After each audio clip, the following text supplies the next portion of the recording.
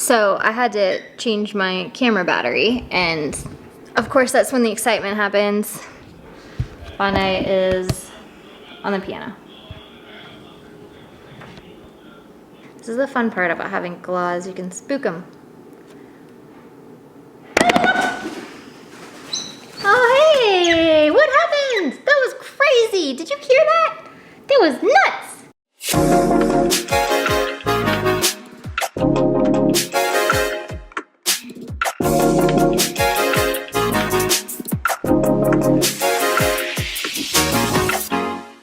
So this question is really interesting. It says, what are the most important things to consider before getting a Galah specifically? And can you generalize anything about Galahs based on those you've had and known? The highs of how playful, fun, energetic, hilarious they are, you also match those with the lows of how moody, how randomly bad they can be, how easily overheightened or stimulated they can get, and how hard it can be to find the balance in having a Galah, because some things are so cute and so funny and so much fun that by the time you realize, oh, maybe I shouldn't have been encouraging that behavior so much, it's kind of like too late, and you're wondering how to backtrack it and how to not just cut it off. And I think that's the tricky thing about Galahs, is that they're so lovable and so funny.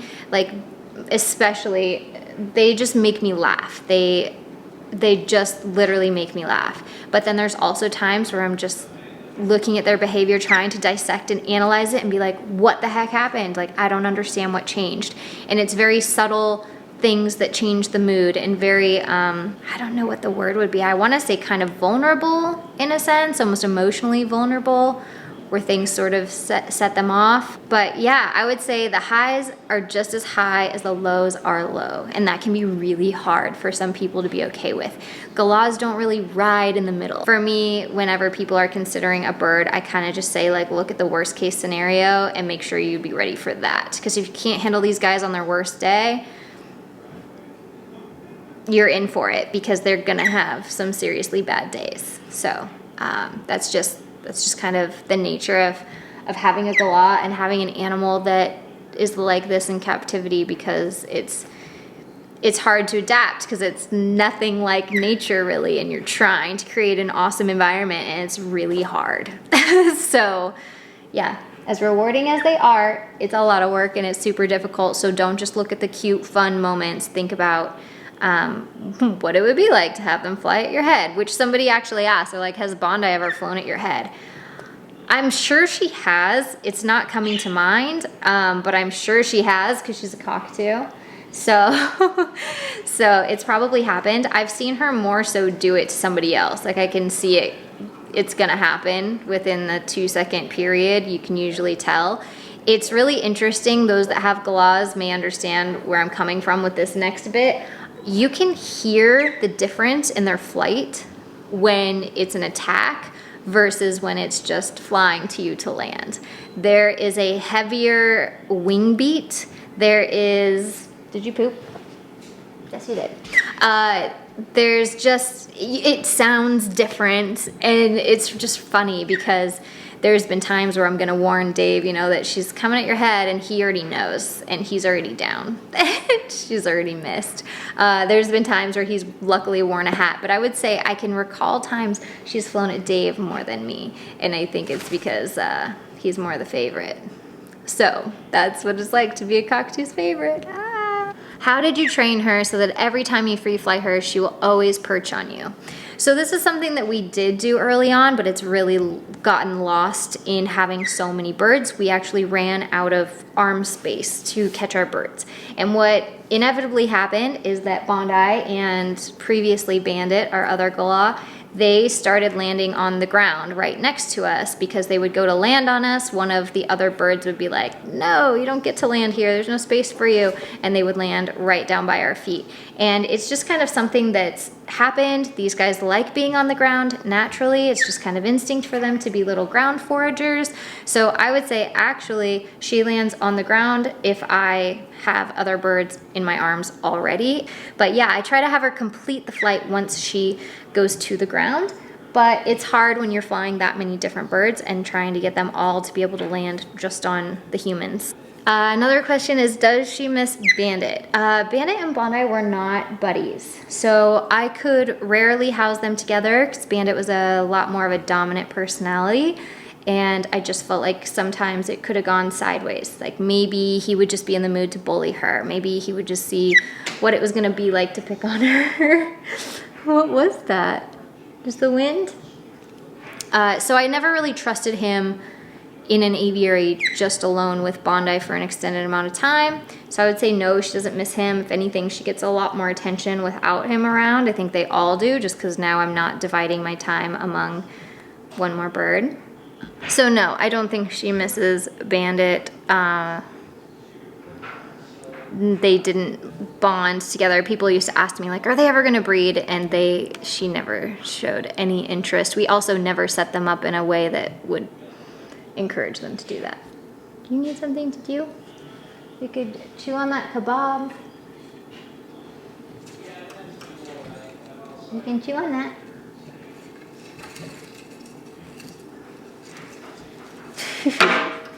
You did that. Oh my gosh. Okay, so this is really interesting. This comment, I'm gonna kind of like abbreviate it because it's pretty long, but it's basically like, I love hearing about your birds if you could pick 1 to 2 stories about them when they were at their worst. So Bondi at her worst. Okay, I have an example. This is when I was, I think, 19 or 20 years old. So I was fairly new to birds, wasn't great. Bondi was my first parrot, and we had her backstage at a venue in Saipan, which is an island near Guam in the South Pacific, where we were performing nightly. And my parents traveled all that way to come see us perform, and so my mom came backstage, and my mom helped raise Bondi for, I think, like 6 months of her life or something. So she's very attached to my mom at this point. Who is that? He walked right by. You let him just go right by. Hey, Judy. She just lifts a foot like, yeah, you can take me with you. So anyways. You know what happens when they get scared? Yeah, jeez! Dave. Me or the bird? God. Back out! Oh my gosh. This is gonna be the video of Bondi getting scared because I spooked her when she was on the piano to come back. And so then you come here and you're like, yeah, but I think I don't know, I was scared just as much as you.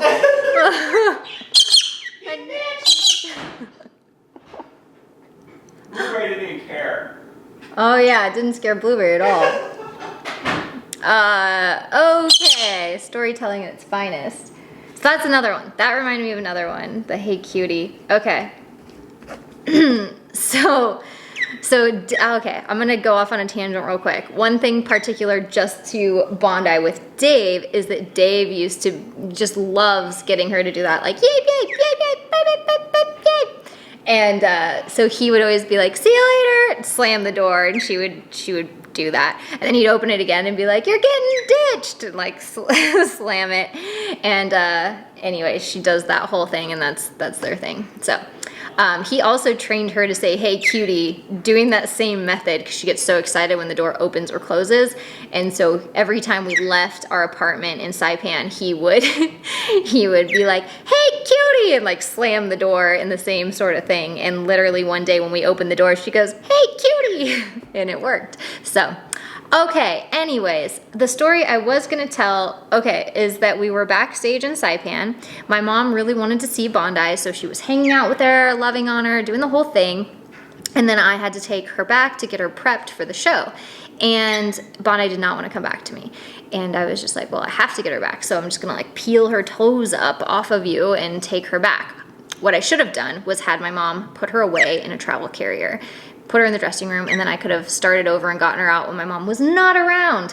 But I didn't know that, I didn't do that. I just thought, what's the big deal? I'll just make her come. And so I peeled her toes off. She didn't bite me about it.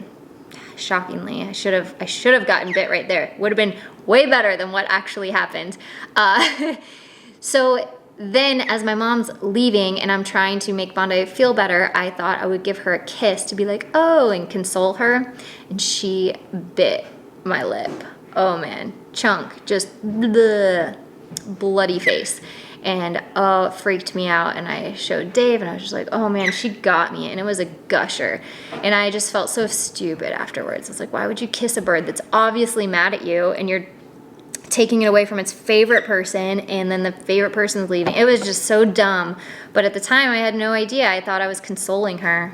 She was not consoled. So that was brutal, and it's probably one of my worst bird bites from Bondi on my face. So yeah, it's embarrassing. Bonnie boo. It's super embarrassing to tell that story, but at the same time, I didn't know what I didn't know. And we all started there. We all started not knowing crap about these birds. So it's about sharing the information and sharing the experiences, even the embarrassing ones. And that is kind of another personality trait of hers. She'll cuddle into your face. Cuddle into your face. I'm actually ranking kind of awesome today. You've stayed with me. I thought you would have ditched me so much longer ago because everybody else is home. I was trying to keep it a secret that everybody was home, but now she knows, and she's still... I probably just jinxed myself. Does she have trouble preening her tail feathers because of their length? And does she let you help her? I don't think I've usually tried on her tail feathers. Unless there was an issue, I don't think I've ever tried on her tail feathers. She lets me on her head and stuff, and the ones that she can't reach, she appreciates the help. But she does fine with her tail feathers. I heard small birds tend to be loud. Is she louder than COMET, TUSA, or JINX? No way. She's so not. So not. You guys heard her kind of like freakouts. That's about as loud as she gets. She also has another call. It's pretty hilarious, but I haven't heard it in ages. It's a yell she makes when she's scared. Nowhere near the macaw loud, so no. It's probably like the other thing that I like about them, because when you compare them to those white cockatoo screams, I can't handle those guys. I don't know how people do it. I cannot take the white cockatoo screams. I have not heard that from a Galah ever. Nope, nowhere close. Why the name Bondi? So some of you may know this story. She is named after Bondi Beach in Australia because when Dave went there when I think he was 19 for the first time, he realized it was a topless beach. And he thought, rose-breasted cockatoo, topless beach, sunburn, get it. Thought we were really, he was really clever. I actually love it. I think it's an awesome name. And you do look like you're sunburned. Look like me if I'm out in the sun for like 2 minutes. What do you think is important when raising a Galah chick? What to be cautious or not do in order to prevent future bad habits? See, that's the hard thing, is that these guys are so much fun, so lively, so playful, so hilarious when they're little. You just want to encourage everything because it's funny and you're just enjoying them and they're great. And then they get older and you're like, what have I done? Why did I think that the pillow game was a good idea? Why did I think that desensitizing them to the utmost entirety so they're scared of nothing is a good idea? Although you just got scared of a balloon, but you know what I mean? Like our birds have been outside with fireworks and not cared. So it's just, I remember thinking that she would be terrified of an elephant, but the elephant was actually terrified of you. And you were so brave. I was so proud. And then I thought, what the heck is she scared of? This is gonna freak me out. So that's what's so hard, is that they're so much fun. It sets you up for what have I done because it was funny. And then you realize it's not funny. Who does she bond with better, Jamie or Dave? And which flock member does she bond with the best? Okay, so I feel like I have an easier time bonding with Bondi. So if my goal is to strengthen my relationship, I can do that through training, and she really enjoys that with me. Whereas because she enjoys just hanging out with Dave and Capri so much, I feel like their relationship is a little bit more breezy. It's kind of like it can come and go. She might want to go with somebody else because she's explored and hung out with them as much as possible, where mine's more based on training, and she's like, hey, ask me that. So I've literally had her turn down social situations, which is like amazing, in order to train or work on something new that she's been learning from me. So that is super cool. I enjoy being able to give her that stimulation. Also, though, she will start to take it out on me if I haven't trained her in a while. So if I haven't trained her in a while, she's kind of a butt to me. It's not great, but it's also her way of saying like, hey, you haven't been doing anything with me. Let's learn. So there's that. Does she say anything? Yes, she says, hey cutie, thank you, night night, Bondi butt what? I love you. She says I love you. She doesn't say I love you and thank you very much. I wish I could get it more, but she says it in my mom's voice, so I almost feel like I would have to have my mom around more for her to offer it, for me to capture it, and then get her saying it more, so it's a little tricky. What else do you say? I think she says bew bew Bondi. I don't know. We came up with that. I don't know why. Bew bew Bondi. Ugh. We just say the most ridiculous things. It's not really helpful in anybody's vocabulary. Is she less troublesome than Bandit was? This is a great question. I think that she appeared less troublesome than Bandit because he was so nutty and so just more obvious about everything. But Bondi, she still has her things that Dave and I will be like, gosh, that's annoying that she does. We took her out free flying the other day, and she did an amazing, beautiful flight right in front of our house, just in front of all the homes here. Did all these loops, landed right on Capri. It was stunning. And then she was like, yeah, I don't want to do anymore. I'm just going to walk. And it's cute. Like, her waddle strut is adorable because birds walking is super cute. But at the same time, it was like, come on, you've got to have more in you than that. Like, you're limping out. So she gets very, like, she does this amazing flight, gets you all excited that she's going to do more, and then she prefers to kind of walk the rest of the time. So we were joking that we were taking our bird out on a walk, and all the neighbors were like, what in the world? Because it looked ridiculous, because you got wings, and you could have got there way faster. But she chose not to. So as far as less troublesome, I would say yes. I would say just the fact that she's female makes her way less troublesome, but she will do little annoying things, whereas Bandit was kind of 0 to 100. She literally creeps up one number at a time, and you're just like, okay, I've had enough of it. So she'll just start getting into stuff. You'll give her things that she can chew instead, and she'll just want anything else. Actually, I have something that you might be cool with. You can choose pink or blue. Pink or blue, pink or blue? Blue. Okay.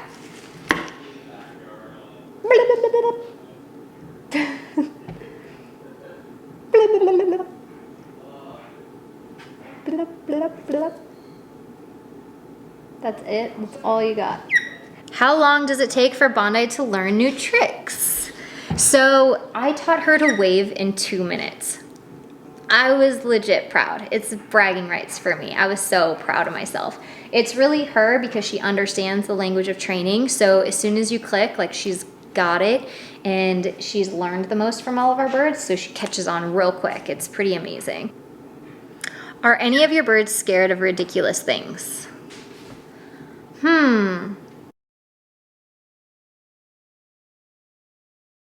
We could try balloon because Capri had her birthday, so we have balloons. Are you scared of balloons, Bondi? Are you scared of balloons?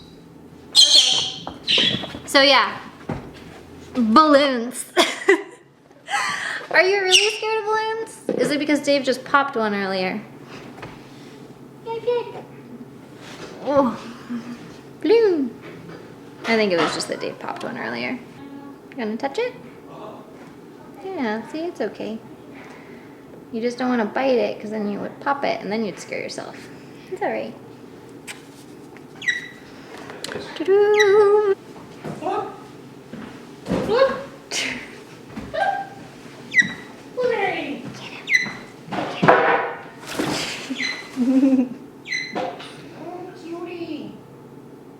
That's where she ended up. The human hug. Oh, you're dark. I can't see you guys. Cutie. Do you want to answer some questions about her? I'm expecting a call back, but can Cutie. you answer some? Oh my gosh, you puff. Has she ever bit you? Yes. Dave, do you have any like memorable bites? Because I was telling them about. I remember when she bit you. Yeah, I told That everybody one about was, I mean, it was horrible. Quiet. If you guys are thinking about getting a cockatoo. I already told them about that one. Did you have any bad ones? Not I mean, really, huh? she gives me warnings and stuff, but. They also asked if she like flew at the side of her head, and Oh yeah, I said usually you. she's done some face flying. Yeah, it's just like torpedo at the side of your head, and she has. I know Bandit bit me in the head. I don't know if she has though. She's definitely attempted, but She makes you think that like. you can hear the difference in her flap. I mean, there's been how many times where it's like I'm across the room and I just hear it and I duck. Right? Yeah. Right? She's like, I'm not taking credit for that. Oh, that's a Bondi specific thing. I don't even know how that started, but. Well, she's psycho. Which would you say is easier to have, a Galah or a Macaw? Macaw. Hands down. Here's the reason.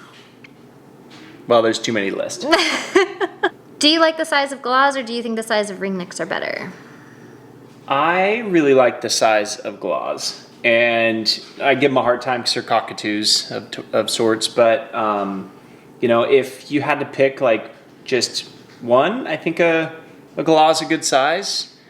I personally prefer that over a ringneck.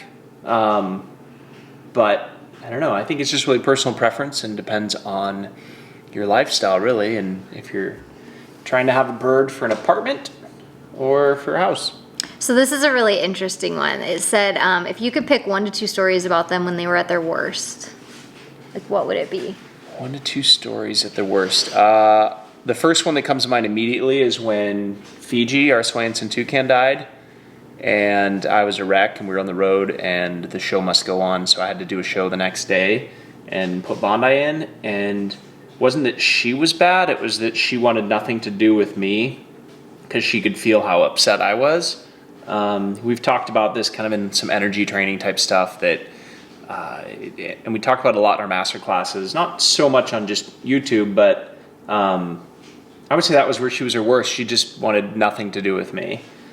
The most frustrating was early on when we didn't know, I mean, I would say 10 years ago, no, more than that, geez, when was Saipan? 2006 and 7. So 13 years, 14 years ago, we didn't have the same experience and we had to have her at a show and we didn't understand how many things were self-reinforcing and screwing with us as entertainers. So that was really difficult. I definitely get frustrated with her in the show environment because when she's on, she's spot on. And when she's off, she is just messing with off. you. Like Yes. intentionally, she's just messing with you. Like, Yeah. what are you gonna do? No, Yeah. you can't do nothing. And she knows, like she just totally knows that we're in, and we've even had her on stage in front of people as like a seminar where we're talking about training, and then we have her on stage in front of people where it's an actual show. She knows the difference. Like she'll mess with us for the shows, but not for the seminars. So, you know, that's probably the most frustrating thing. And why I would choose a Macaw over a Galah is that Macaws are just more like, all right, cool, let's do it. They're not so manipulative. Yeah.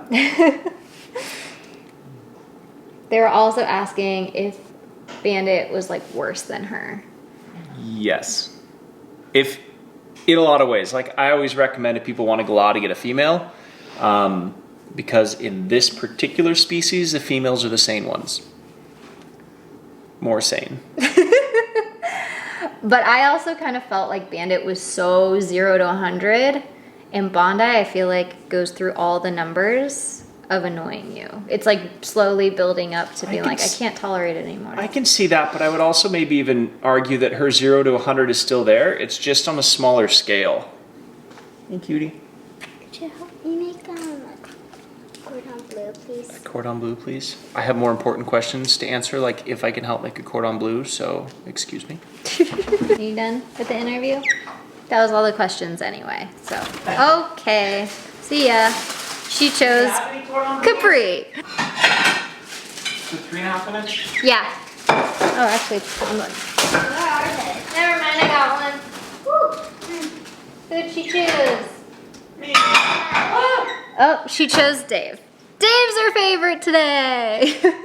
We're both. See what I'm saying? I can't find them. Hey, Bondi, my favorite. Bunny Boo, my favorite. Yay! She loves Over everybody. there. Bunny, bunny, bunny, boo, bunny, bunny, bunny. Oh, your feathers are messed up. Fix it. Bunny, what? She's actually a bat. She's a bat. Thanks for watching. Thanks for watching the Bunny Boo. Thanks for watching the Bunny What. Thanks for watching. Thanks for watching. Please click subscribe. And I'll never sing for you again.